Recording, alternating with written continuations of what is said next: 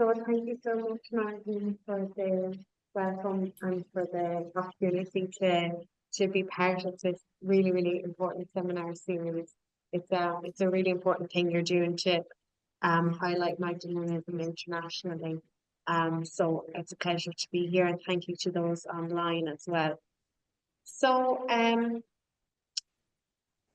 throughout the 20th century, countless Irish women crossed the Irish Sea to Britain, seeking refuge from the harsh realities of institutionalisation in Ireland's mother and baby institutions. So my research examines the migration of pregnant Irish women to Britain, offering a comparative study of mother and baby institutions in both Ireland and Britain. So as we know, Ireland's not unusual in its establishment of mother and baby institutions. As we know, there were similar institutions right across Europe, America, Australia, and the Western world. And the book this research explores the complexity of the very nature of institutionalization. It tries to answer why women were forced into these places, why there was abuse within the walls of the institutions, and why did they persist for such a long time period. Lindsay Byrne and Diane Urquhart have argued that unmarried mothers, as they were called, were seen as a threat to the gendered family, in which women were regarded as the purveyors of moral and religious instruction within the home. Lindsay Byrne argues that inadequate distinctions of deserving and undeserving or discriminates in terms of class and socioeconomic position on the impoverished background of these individuals, and this led to the state and society's rationalisation of institutionalisation. The research seeks to uncover what happened to women after they took the boat to England, bringing their experiences and their stories to the forefront. Their experiences in Britain, however, are not free from stigma, and it analyses the nuances of the institutional networks within Ireland and Britain, which the women utilised. These narratives emerge from a wide array of sources, including case files of social workers, records kept by religious and philanthropic volunteers, minutes of meetings, correspondence, and other archival documents. And it takes a case study approach using archival material as well as the all-important oral history interviews. And I carried out 30 oral history interviews as part of this research.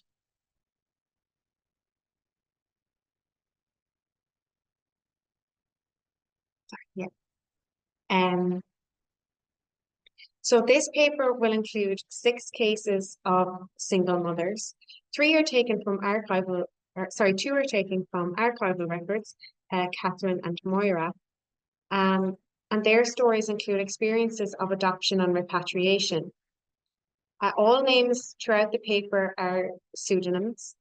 And I also include 3 women's oral testimonies, Laura, Claire, and Sarah, each of whom either spent time in a mother and baby institution in the UK or were repatriated back to Ireland. Jennifer Redmond has examined the migration of Irish women to Britain from 1922 to 1948. She examined a number of welfare organisation records which assisted Irish immigrants, including the British Vigilance Association, the Catholic Social Welfare Bureau, the International Catholic Girls Protection Society, and others.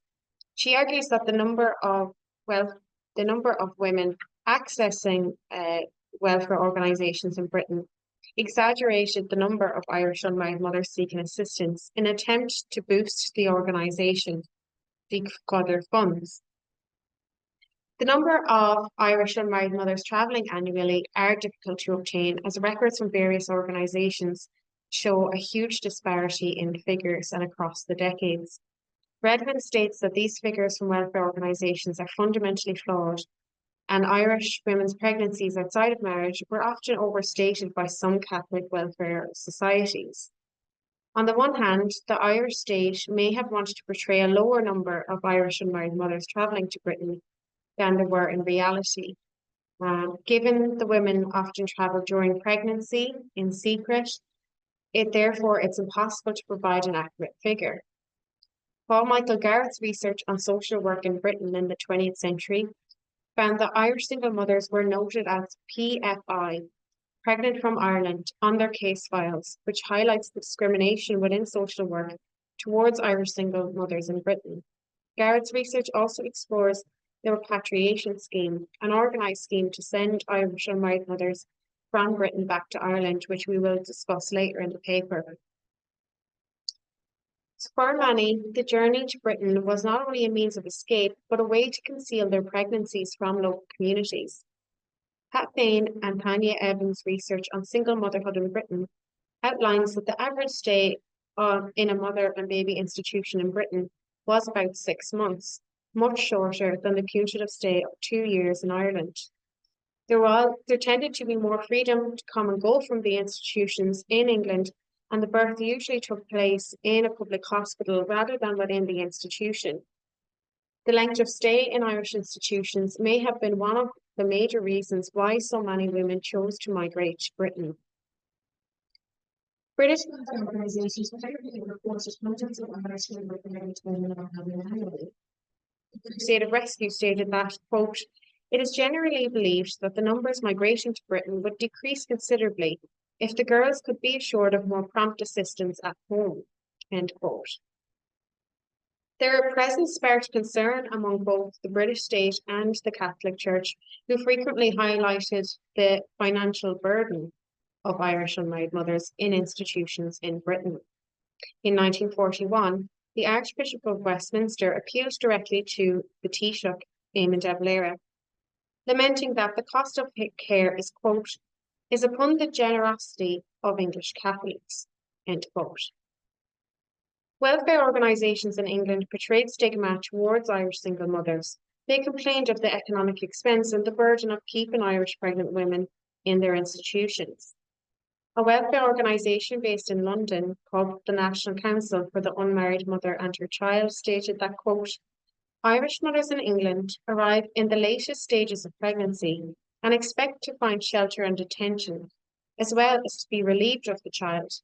It is a constant question as to where common sense and justice to English taxpayers and subscribers begin," end quote. Many of the participants I spoke to told family and friends that they were leaving to go to England for work. They believed that they would have more anonymity in England and hopefully more autonomy. However, as we will see in the cases provided, many of the women who travelled in the hope of avoiding institutionalisation in Ireland did end up in similar institutions in England or Scotland.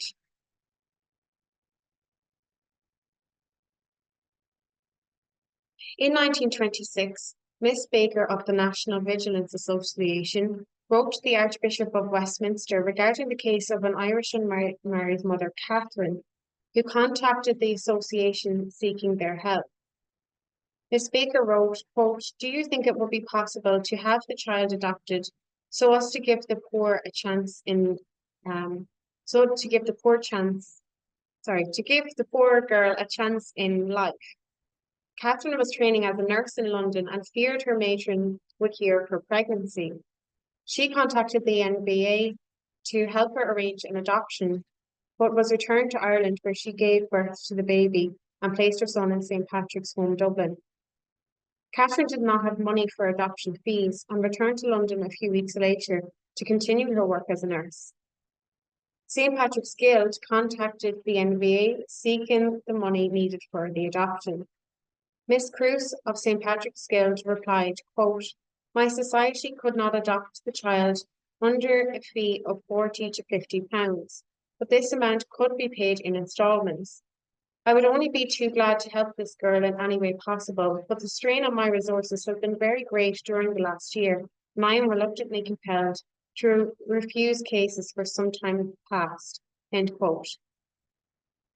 So Catherine made an arrangement with the NBA that she would pay £18 per year for her child's keep. Monsignor de Carton of the Archbishop's House agreed to pay £40 to St. Patrick's Guild, so long as the child was placed with a Catholic family or within a Catholic institution. It was agreed that Catherine would pay 10 shillings a month until repayments were met. Catherine continued to pay the NBA on a monthly basis. However, she ran into difficulty keeping up the payments. She wrote of her financial difficulties in letters dated from July, September, and October of 1927. In January 1928, she wrote to Mr. Semkins of the NBA, quote, I'm really grieved to have occasioned you any inconvenience. Unforeseen financial disappointments have been the sole cause of my want of punctuality. I must beg you to defer the settlement of my instalments until Saturday. End quote. Mr. Semkins replied, Dear Miss R, I do not like to have to write these letters to you about a fateful undertaking. I really think you had better make it convenient to come and talk things over with me in the near future. End quote. Catherine responded, quote, Dear sir, I'm really grieved to think that I've caused you such annoyance. I really feel I dare not approach such a faithful friend as you have been to me. Enclosed you shall find £1.10 to meet amount due. I promise faithfully you shall have at once. You shall have not to write again concerning same. It has been negligence on my part. End quote. She received a reply from Mr. Semkins which stated, quote, I will try and forget that little episode, but I very much hope that you make it not necessary for me to write again, end quote. We can see that there was a lot of pressure on Catherine to meet the payments on time. In July 2029, a letter to Catherine read, quote, I have not heard from you for some considerable time. If I do not hear from you within a week, I shall send a lady round to call on you at the hospital. End quote. The fact that the NBA could call to her place of employment was intimidating, and as Catherine expressed earlier, she feared for her position in the hospital if the matron were to hear about the child. This letter was followed by another note which stated, quote, I do not wish to be unsympathetic, but I want you to appreciate the position. So do your best to clear off the errors. End quote. Catherine replied, quote, I feel sure you are cross with me, but please do forgive me. I really do try to be punctual, but it is really difficult sometimes. I do appreciate your kindness to me, and I shall never forget it. So I hope that you are not thinking otherwise of me. Sometimes I feel as though life is not worth living for, but I thank God I have a faithful friend. I never forget to pray for you when I go to church. Again, thanking you for your kindness to me and trusting that you will once forgive me. End quote. Catherine appears to be very much on her own, although she may have been exaggerating her situation. Nevertheless, Catherine was left solely responsible for the economic strain of paying off the adoption fees. We do not know anything of the father in this case. In a letter from Father Semkins to the Archbishop's house, he revealed that, quote, there is in this case no hope for obtaining any assistance from the father, end quote. Mr. Semkins stated, quote, I do appreciate the difficulties, but at the same time, the only helpful way to deal with the difficulties is to face them, end quote. This advice is not very helpful when struggling to meet financial payments, however. Semkins wrote to the Monsignor regarding Catherine's payment difficulties. The Monsignor responded, quote, if she were quite unable to pay, I would not, of course, insist for a moment on repayment, but if she is, it would teach her a lesson, end quote. There seemed to be very little sympathy for Catherine and her financial difficulties. After much deliberation, the Monsignor did release Catherine of the monthly financial payments in January of 1931. A letter from the Archbishop House read, quote, will you let Catherine Orr know that she is not expected to send any further remittances? If I remember rightly, our name was never mentioned, and we do not wish for it to be mentioned at present, end quote. So the money Catherine was sending to the NBA was being sent directly to the Archbishop's house in Westminster at the end of each year. Catherine was not made aware that the money was being transferred directly to the Archbishop. In a letter to Catherine, Mr. Semkin stated, quote, "You have been released from the agreement and can start in life as a perfectly free woman. Although I may have seemed unsympathetic in the past, it was for your own good." End quote. Catherine's reply was graceful. She said, quote, "It is so very kind of you, sir, as I know it is through your kindness that I am released of the burden. I cannot find words to express my gratitude, but may God bless you always, and all of your work, and I never forget a prayer for you each morning." End quote. Catherine's case provides an insight into the working of the NBA in the ways in which adoptions were arranged between welfare organisations and the clergy. It exposes the precarious issue of funding the cases, which seem to be agreed on a case-by-case basis. It explores the relationship between the welfare organisations and the church, and we see the pressures surrounding Catherine who struggle to meet repayments, the lack of financial responsibility or involvement from the father, and the emphasis on the woman's sole responsibility to pay for the care of the child. The research also provides a detailed investigation into the repatriation scheme, which was introduced in the 1930s and ran until the late 1970s. The repatriation or deportation scheme was essentially a forced deportation of Irish pregnant women who had the legal right to stay and give birth in Britain. The aim was to return Irish single pregnant women from the UK and place them directly in institutions in Ireland. The scheme was devised by the British Home Office, the Office of the High Commissioner for Ireland, which is now the Irish Embassy, the Department of Local Government and Public Health in Ireland, and the Catholic Church in partnership with various welfare organisations both sides of the Irish Sea. Some religious organisations fixated on the nationality of the father, whether or not he was British or Irish, and, quote, where conception took place, in determining whether or not the woman should be repatriated. The British office stated that a child born in Britain, quote, cannot be deported, and an Irish woman who knows the law can refuse to be sent home, end quote.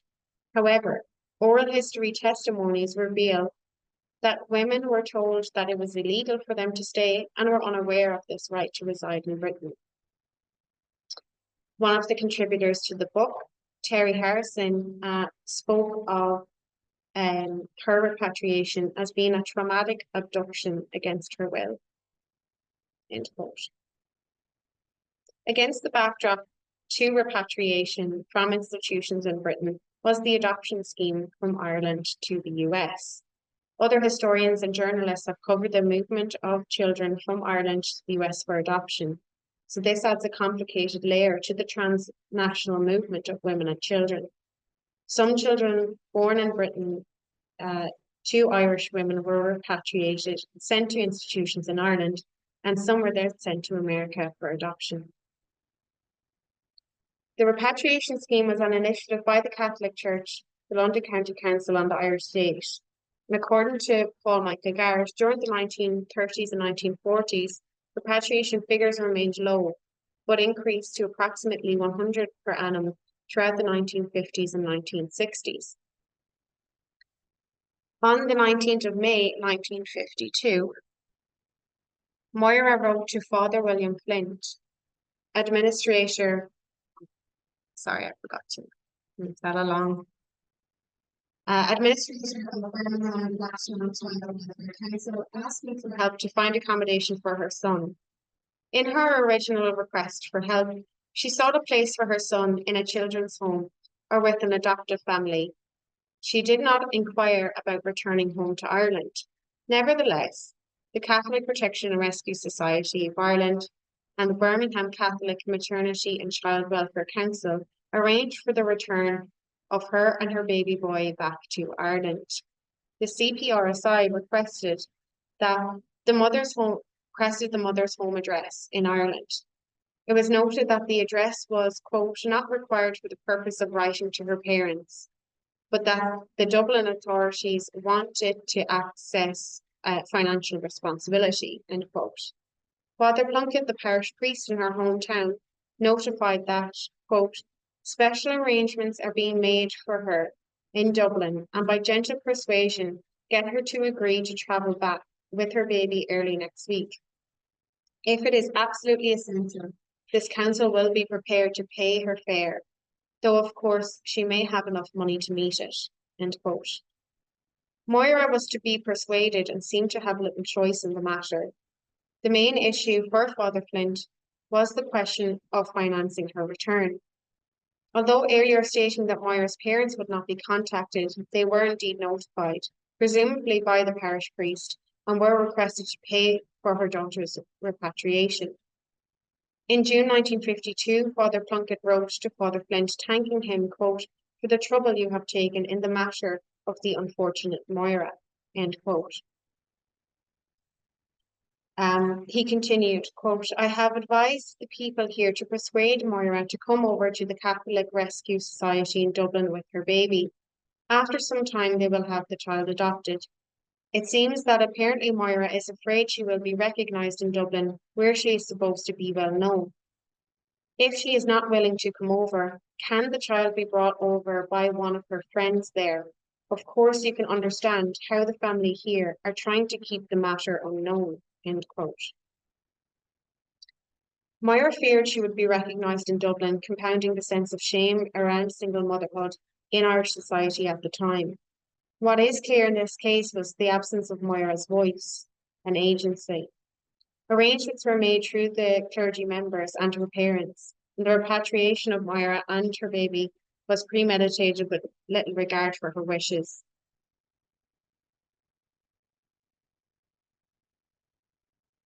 A woman I spoke to, who I'm calling Sarah, was 16 when she became pregnant in 1967. She went to stay in London to stay with her aunt and uncle so that no one in her community would know of her pregnancy. Sarah had never been to Dublin before, but travelled on the train by herself and then by plane to London. She described the lack of familial support, and she said, quote, my family didn't want me at home.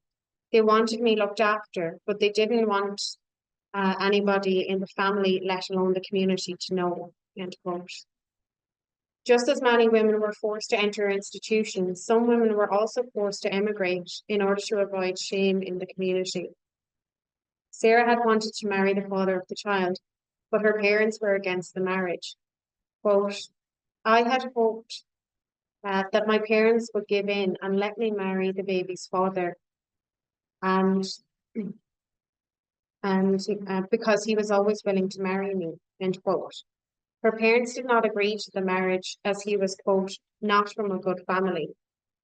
But as Sarah said, there was nothing wrong with his family.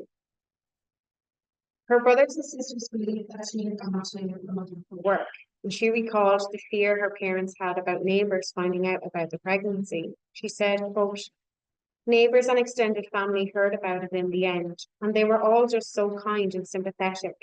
They said that it could have been any one of our children, end quote. Shortly after arriving in London, Sarah was repatriated by the Crusade of Rescue and sent back to Ireland. She explained, quote, a couple of days after I arrived, my aunt took me up to the Crusade of Rescue in Hammersmith, where I was interviewed, and arrangements were made for me to go back to Ireland. My uncle and aunt took me to Heathrow, put me on a plane. I was probably 8 months pregnant at that time, end quote. On her arrival to Dublin, Sarah was met by a worker from the Crusade of Rescue. She described the journey to the mother and baby institution. Quote, so a woman met me at the airport. She wasn't unkind, but she was very dismissive, and she interviewed me again in Dublin, all kinds of questions asked. That evening, someone else put me on a train to Cork. I had to get a taxi then to Besborough. I had never been in a taxi before. Even that was scary. The taxi driver was very nice, but he was looking at me, thinking, another one of those, end quote. Feeling she had no choice, Sarah was repatriated and sent to a mother and baby institution. As Jennifer Redmond has noted, British societies did not fully inform women of the decision that she could not be repatriated against her will. Legally, it was the woman's decision. In Besborough, Sarah said, quote, I found it very difficult initially. We were given a name. We were told not to say where we came from, end quote. Sarah explained that friendships were not encouraged in the home, and although she was next to many women in a similar situation, she found the experience extremely lonely.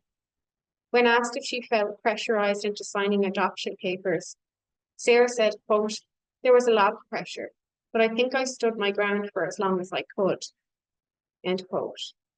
After the baby was born, Sarah was sent to work in a children's home in London, ironically caring for children who were awaiting adoption, while her own daughter was in an institution in Ireland.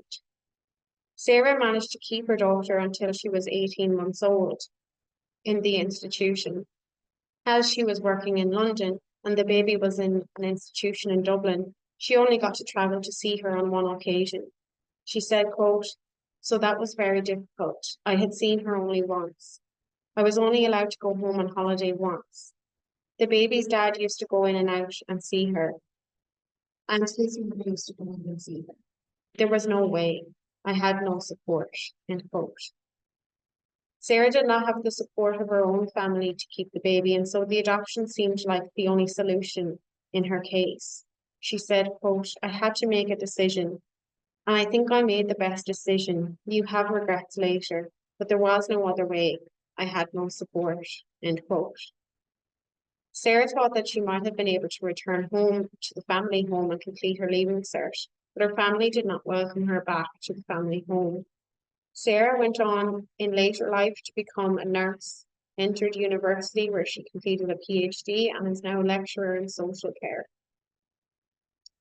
Sarah told me that she is sometimes terrified to trace her daughter, a woman who she has been in a mother and baby institution, had traced her son and had a negative experience which impacted her decision. Quote, it was absolutely a horrendous experience. So frightening, so it frightened the daylights out of me. And I thought, the child can contact me if they want to. I'm always afraid of saying I'm your mother, and that creating havoc for them. Every now and then I think I will, and then I think I won't. End quote.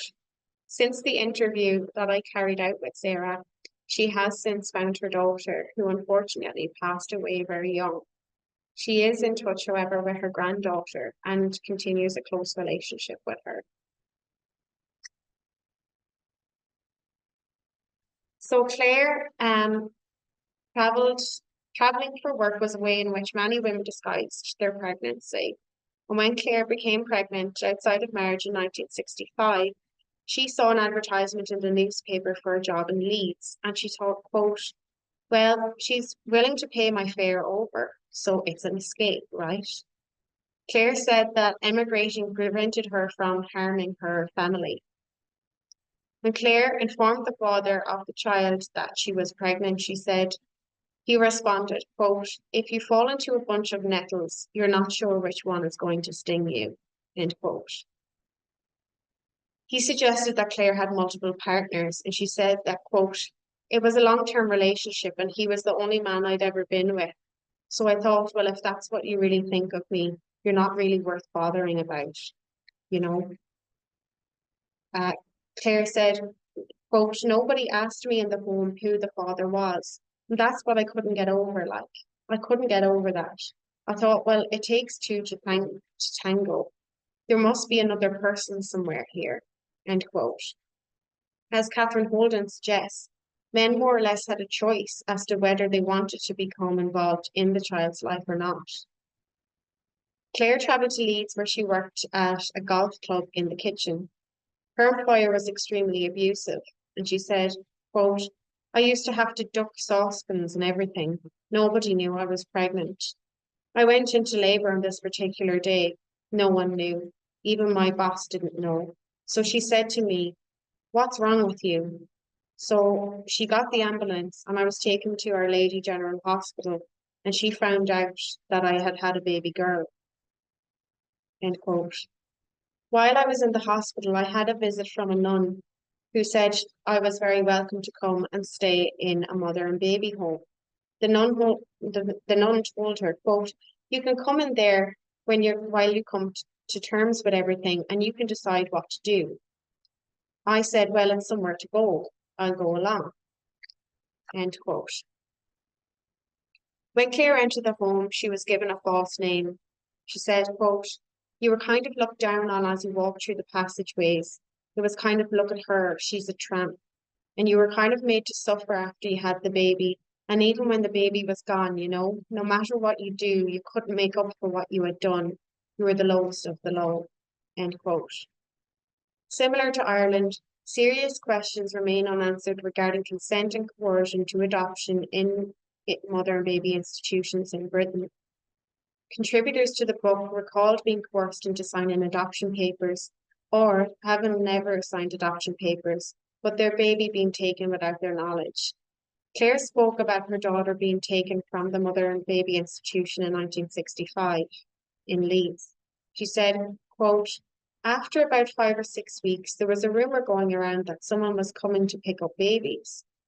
I went upstairs and I looked out the landing window, and I used to always remember that, seeing a red car coming. Anyway, they came to look, and I knew it was her, and I saw her going out the door." End quote.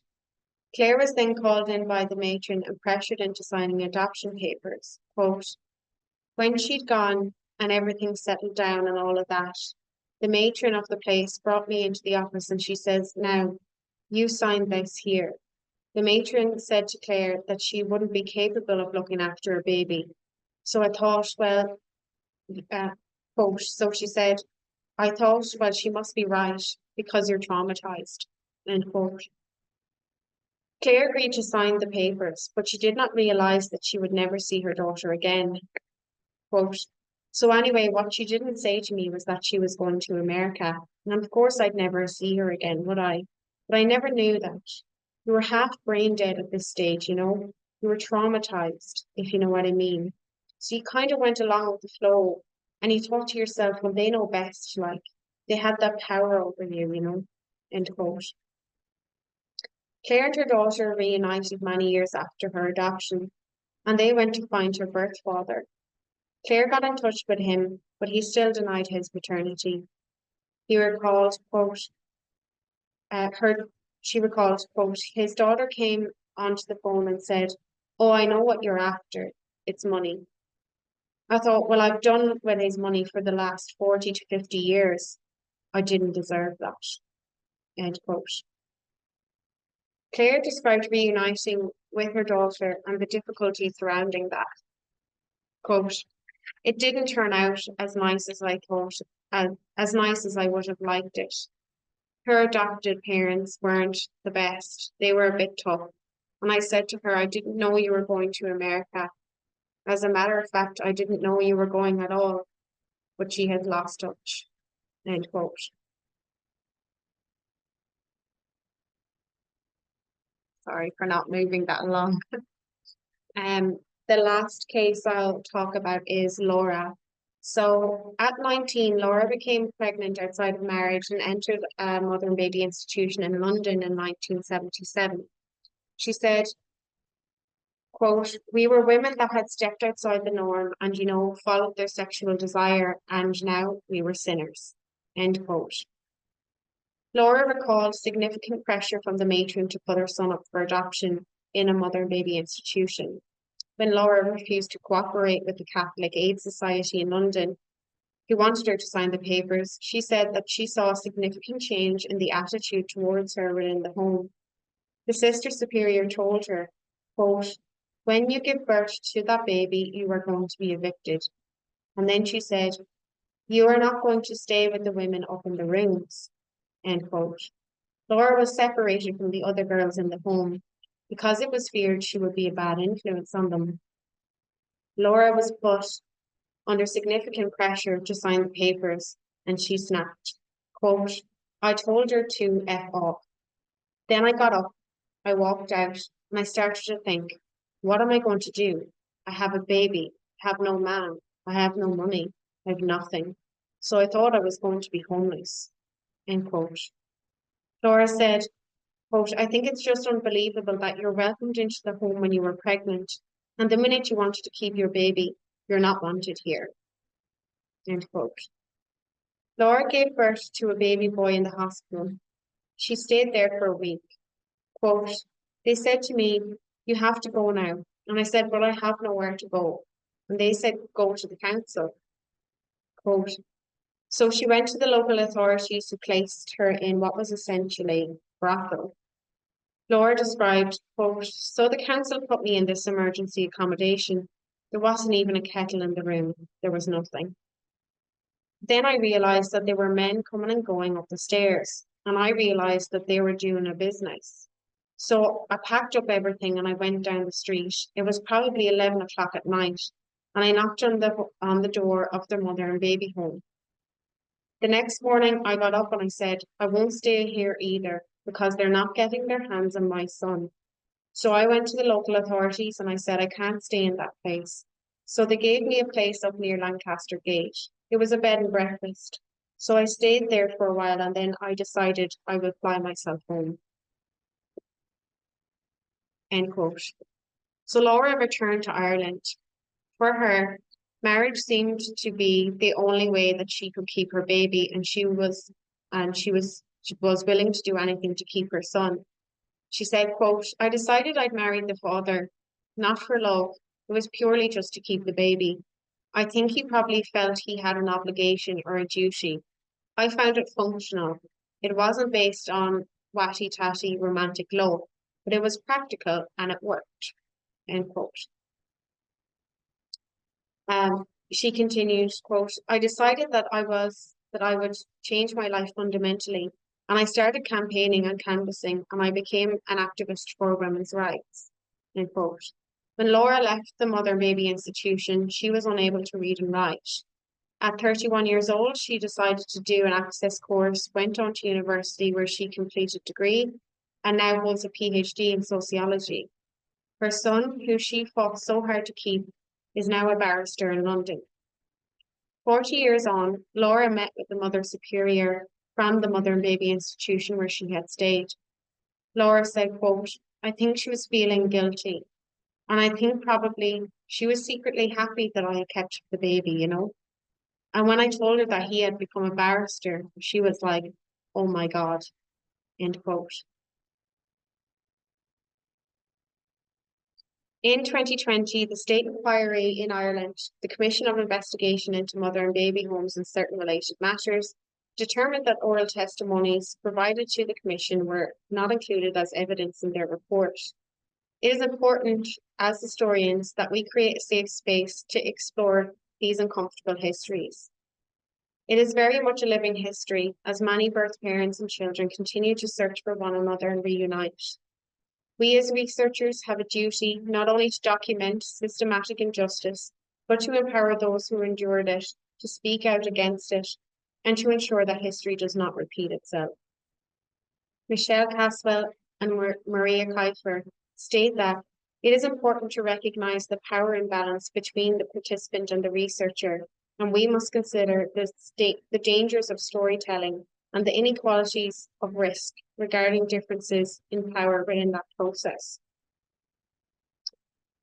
If we ask the question, who has power, this allows us to examine the forces behind society's stigmatization. Patriarchal societies rationalize inequality, not only in terms of gender, but by magnifying in other forms of inequality, such as socioeconomic class and race. Capitalist patriarchy blames individuals and individual situations for what is in reality systematic injustice. The majority of single mothers suffered in 20th century Britain and Ireland, and this suffering was systematic.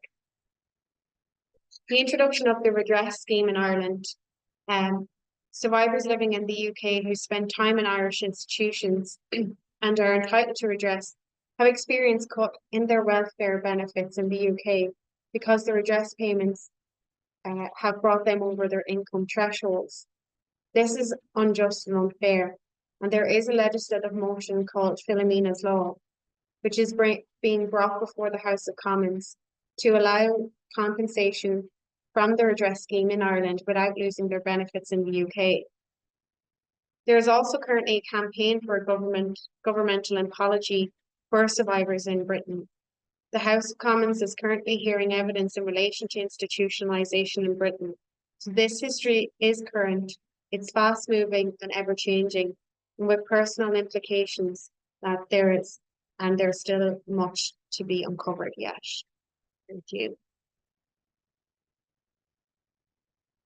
Sorry, scratching that. See what I get. Thank you so much, Lorraine, for this amazing presentation. It's the third time I'm listening to your work, and every time I discover new things. So thank you so much. So what we're going to do now is that I'm going to stop sharing the screen, and I'm going to stop the recording as well, so that we can allow for questions.